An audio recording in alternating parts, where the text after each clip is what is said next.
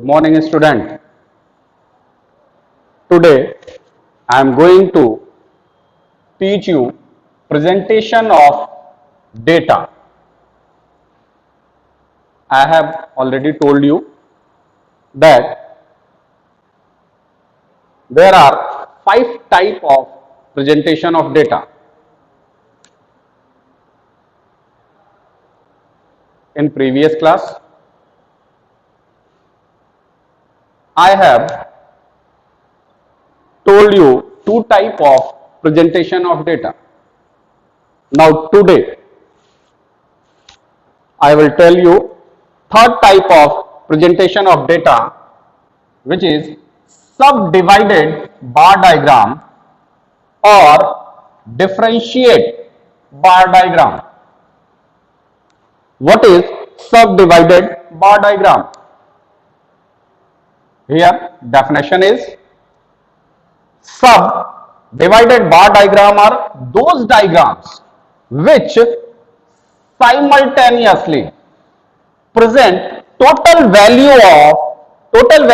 as well as part value of a set of data. Clear है? तो ये क्या कह रहा है?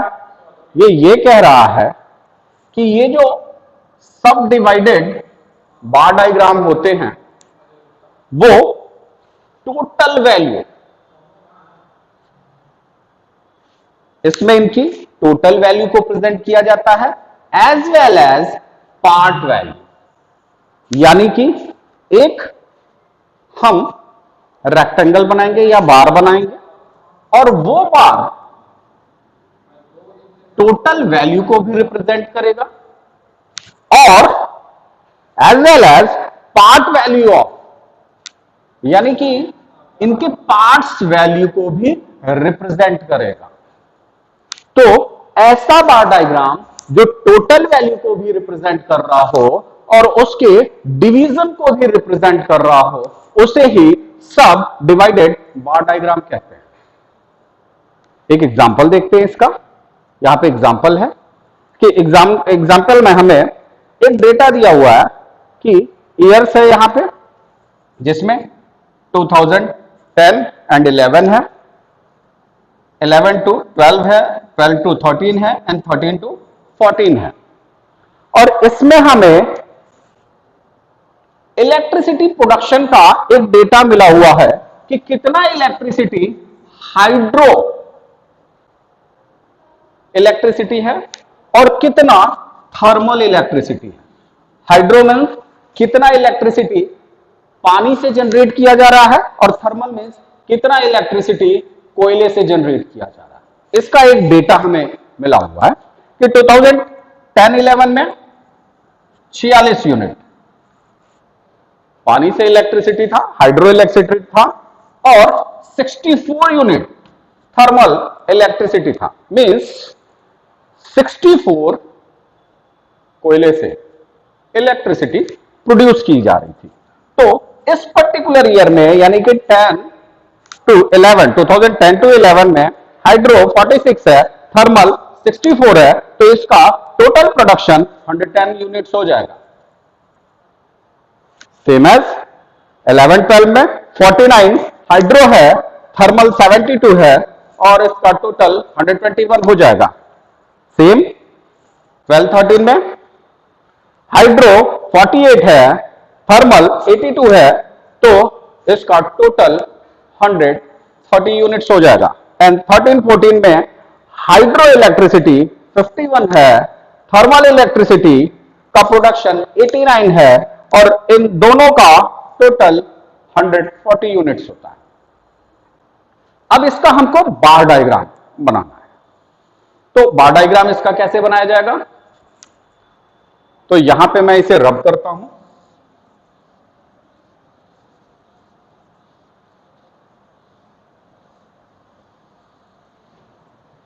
और बनाना कैसे मैंने पहले ही बताया था आपको कि इसकी टोटल वैल्यू को भी यहां पे रिप्रेजेंट किया जाएगा और इसका पार्ट वैल्यू को भी इस ग्राफ में हमको रिप्रेजेंट करना होता है। तो करना कुछ नहीं है, ये एक्स एक्सिस है या वाई एक्सिस, ये एक्स एक्सिस। क्लियर है? ये हमारा ओरिजिन है। अब यहां पे हमको क्या शो करना है, कहां पे क्या लिखना है, ये इंपॉर्टेंट होता है। तो ये हमारा एक्स एक्सिस है। इस एक्स एक्सिस पे हमने क्या लिया है, ईयर लिया हुआ है। क्लियर है? और वाई एक्सिस पे हम क्या लेंगे, प्रोडक्शन लेंगे। किसका प्रोडक्शन लेंगे, इलेक्ट्रिसिटी प्रोडक्शन लेंगे। ठीक है?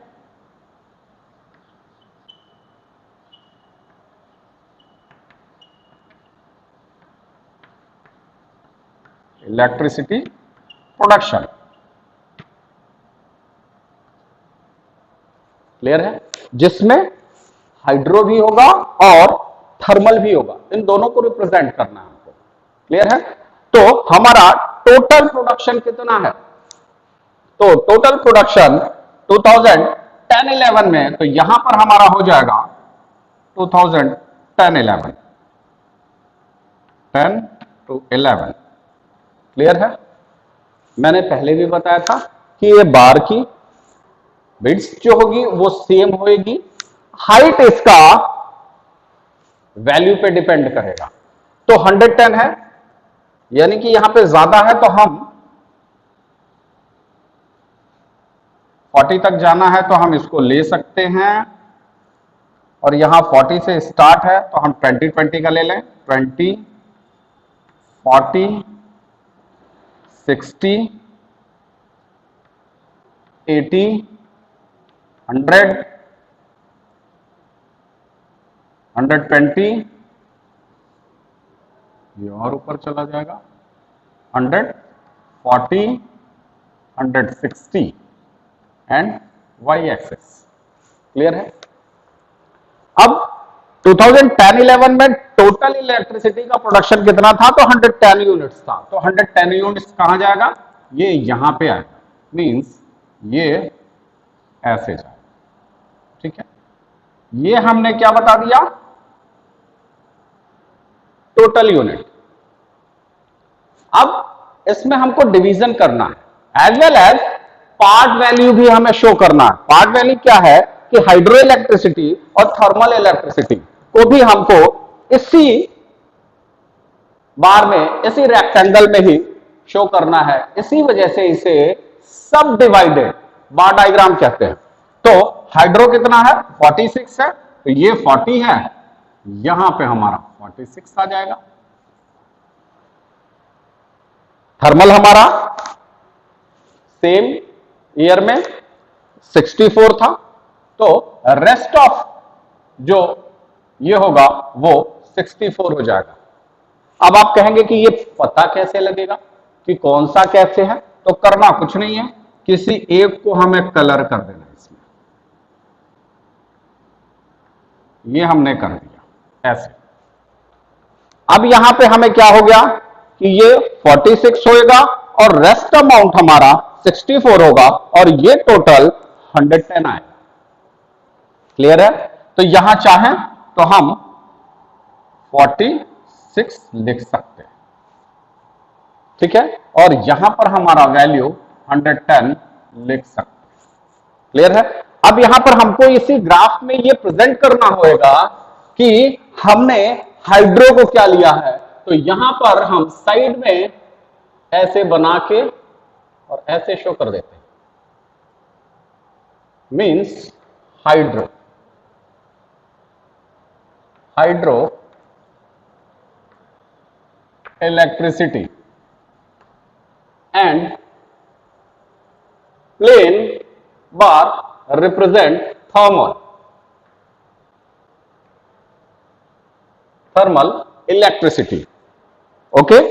And most important things is O X X पे हमने ईयर लिया है और ओ वाई एक्सिस पे हमने इलेक्ट्रिसिटी प्रोडक्शन लिया हुआ है। तो यहां पे भी हमें ये लिखना होगा कि ओ एक्स एक्सिस पे ईयर लिया है, ओ वाई पे हमने इलेक्ट्रिसिटी प्रोडक्शन लिया हुआ। क्लियर है? तो इस तरह हम सब डिवाइडेड बार डायग्राम को रिप्रेजेंट करते हैं। नेक्स्ट ईयर का क्या है 11 12 में, तो यहां पे हम ये गैप हम जितना रखेंगे सब जगह सेम रखेंगे, ये गैप भी हमारी सेम होएगी। अब इसमें टोटल कितना है तो 120 है, तो 120 का हम पहले कर लेंगे 121, तो ये हमारा 120 से थोड़ा सा ऊपर ये बना, ये बना, ये बना, यहां पे हम लिख देंगे 121। क्लियर है। अब इसमें हाइड्रो हमारा 49 है, तो हाइड्रो हम 49 पे अप्रोक्स यहां आएगा और इसे हम ऐसे कलर कर देंगे और यहां पर 49 मेंशन कर देंगे। क्लियर है।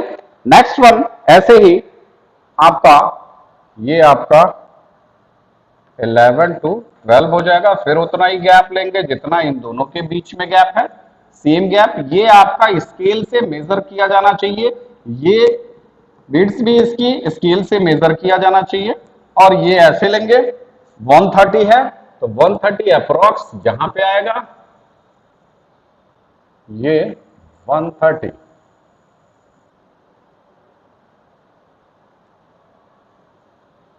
और इसमें फिर हमारा हाइड्रो 48 है तो 48 हमारा ये हो जाएगा और अगेन इसे हम कलर कर देंगे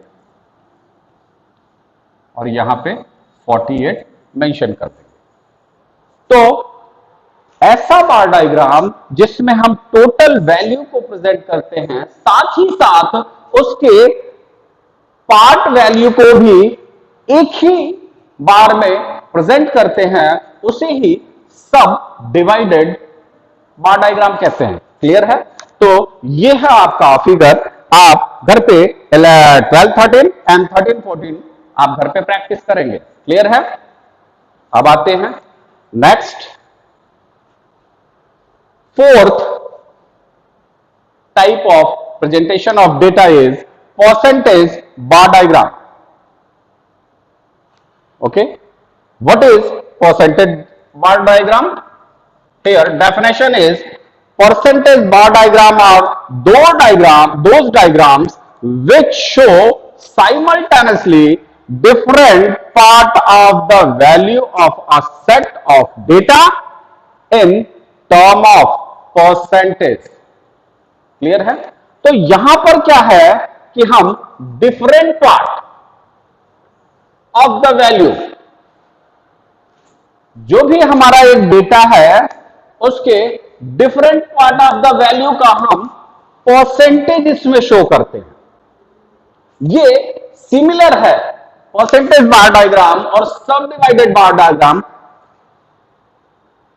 लगभग सिमिलर है, बस इसमें डिफरेंसेस क्या है कि परसेंटेज में भी हम सब डिविजनल बार डायग्राम ही बनाते हैं, लेकिन यहां पर वैल्यू होता है, वैल्यू का हम बार डायग्राम बना रहे हैं, और यहां पर इन टर्म ऑफ परसेंटेज का जो भी हमारे पास डेटा है उस डेटा के परसेंटेज का हम बार डायग्राम बनाते हैं। क्लियर है। फॉर एग्जांपल यहां पर जैसे आप लोग स्कूल में कल आए थे, किस लिए आए थे कि 11th की क्लास की ही ले लेते हैं कि 11th क्लास में कितने बच्चे ऐसे हैं जो इकोनॉमिक्स पढ़ते हैं, कितने बच्चे ऐसे हैं जो मैथ्स पढ़ते हैं, कितने बच्चे ऐसे हैं जो कंप्यूटर पढ़ते हैं।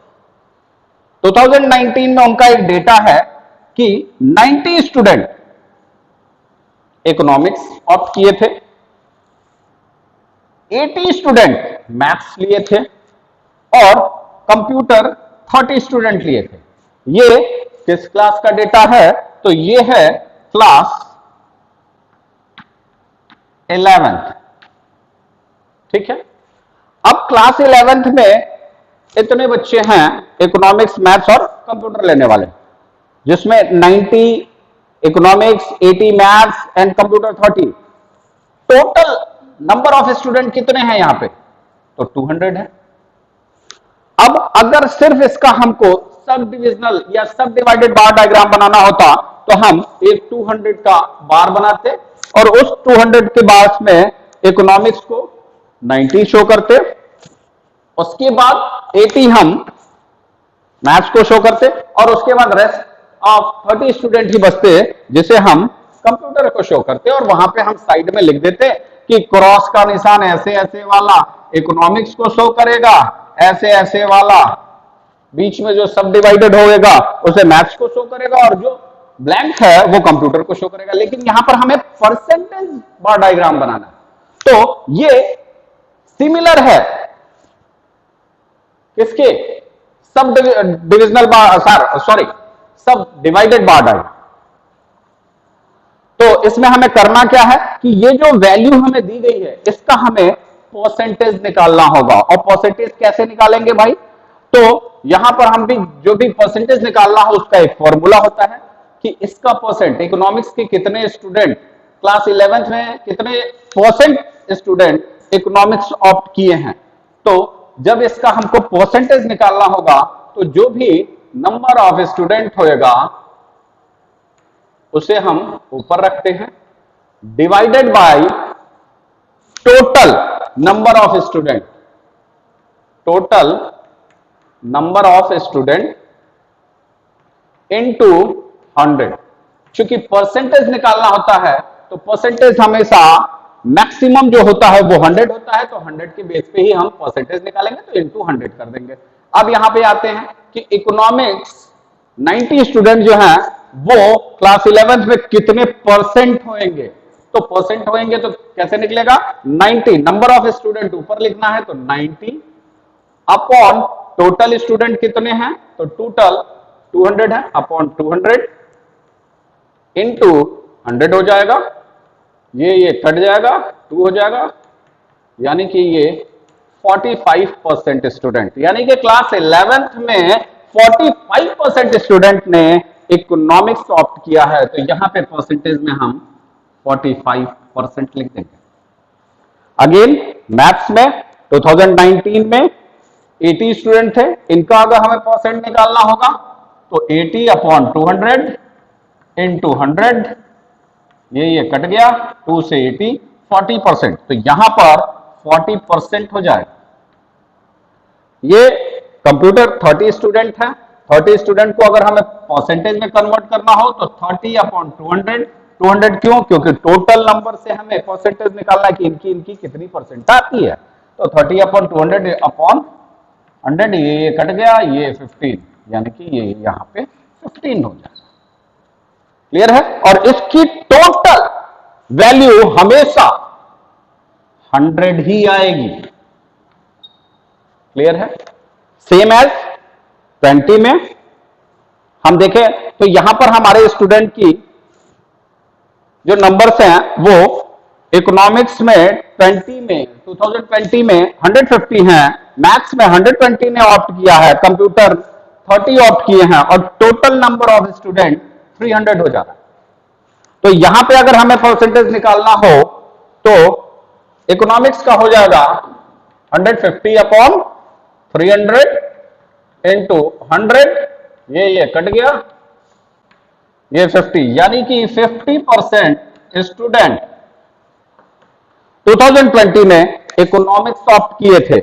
सेम मैथ्स में कितना करा था, तो 120 है, 120 कर देंगे तो ये 40 हो जाएगा, यहां पे 40%। सेम 2020 में 30 स्टूडेंट कंप्यूटर लिए थे, तो 30 अपॉन 300 इंटू 100, ये 0 कट गया, 3 से 10, यहां पे ये 10% हो जाएगा। अब इस परसेंटेज को हम बार डायग्राम में शो करेंगे, यहां पे भी इसकी टोटल वैल्यू 100 ही आएगी क्योंकि परसेंटेज हमेशा 100 में होता है। अब इस परसेंटेज वाले को, ये वाले को हमको ग्राफ में शो करना है। ये वैल्यू जो दी हुई है ये हमारे पास, अगर इससे हम ग्राफ में शो करेंगे तो ये सब डिवाइडेड ग्राफ बनेगा, बट जब इसे हम परसेंटेज में कन्वर्ट करके और ग्राफ बनाएंगे तो वो हमारा परसेंटेज बार डायग्राम हो जाएगा। और इसे भी वैसे ही यहां पे दिखाना है, बस करना क्या है,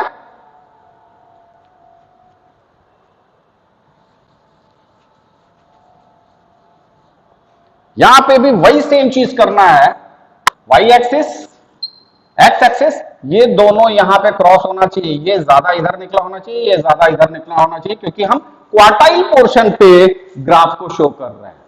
दैट क्लियर? तो ये एक्स एक्सिस, ये वाई एक्सिस। अब एक्स एक्सिस पे हम क्या ले रहे हैं? तो ईयर ले रहे हैं, तो यहां पर ओ एक्स एक्सिस पे हमने ईयर लिया है। अब वाई एक्सिस पे हम क्या ले रहे हैं? तो यहां पे ले रहे हैं percentage of student, percentage of student. Clear है? यहां पे ये होगा, और परसेंटेज को हम मैक्सिमम 100 पे जाना है, तो हम 20-20 का ले लेते हैं, 20, 40, 60, 80 एंड 100। क्लियर है? अब हमारे पास एक डेटा है कि 2019 में इकोनॉमिक्स में कितने हैं, तो 2019 यहां पे लिख देंगे। क्लियर है? और टोटल हमको 100 पे ले जाना है, तो यहां पे ये गया 100। ठीक है? अब इसमें 45% स्टूडेंट 2019 में इकोनॉमिक्स ऑप्ट किए थे, तो 45% मींस ये 45। क्लियर है? इसे हमने ऐसे शो कर दिया। अब आते हैं सेकंड, मैथ्स कितने परसेंट लिए थे? तो 40% लिए थे, तो मैथ को हम 40% पे ले जाएंगे, तो 45 प्लस 40 इज इक्वल टू 85, यानी कि यहां पे हमको 85 पे जाना है, ये, और ये हमारा शो हो जाएगा, इसमें क्रॉस कर देते हैं ऐसे।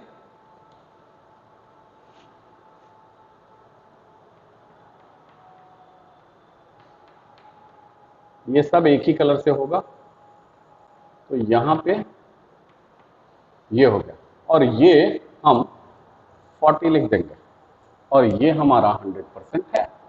तो यहां पर अब हमको शो करना होगा कि ये वाला जो हिस्सा है वो यहां पर इकोनॉमिक्स को शो करता है, तो यहां पर लिख देंगे इकोनॉमिक्स। ब्लैंक वाला हिस्सा हमारा कंप्यूटर को शो करता है, तो यहां पे हम लिख देंगे कंप्यूटर। और ये क्रॉस वाला हिस्सा हमारा मैथ्स को शो करता है, तो एक और हम बना लेंगे यहां पे ऊपर ही, ये एक सीरीज में होना चाहिए, ऊपर जगह नहीं है, इसलिए मैं यहां पे बना दे रहा हूं, और यहां पे इसके आगे आप मैथ्स लिख देंगे। That's it. ये आपका परसेंटेज बार डायग्राम हो जाएगा, जहां पर हम परसेंटेज में डायग्राम को शो कर रहे हैं वो हमारा परसेंटेज हो जाएगा, और जहां पर हम टोटल वैल्यू को सब डिवाइडेड करके शो करते हैं वो सब डिवाइडेड बार डायग्राम हो जाएगा। तो ये दोनों बार डायग्राम सिमिलर हैं, बस डिफरेंस कहां पे है कि यहां पर इसका हम परसेंटेज वैल्यू शो कर रहे हैं, और यहां सब डिवाइडेड में हम टोटल वैल्यू शो कर रहे हैं। Is that clear? तो ये हो गया हमारा दो डायग्राम। एक तीसरा और डायग्राम है, deviation bar diagram and pi bar diagram. ये दोनों हम नेक्स्ट वीडियो में आपको बताएंगे। इसे तब तक आप अपने बुक से गो थ्रू कीजिएगा, इस वीडियो को देखिएगा, और इससे रिलेटेड आप 2-4 प्रैक्टिस अपने घर पे सॉल्व कीजिएगा। फिर भी अगर कोई दिक्कत आती है तो you can ask me. That clear? Thank you, class.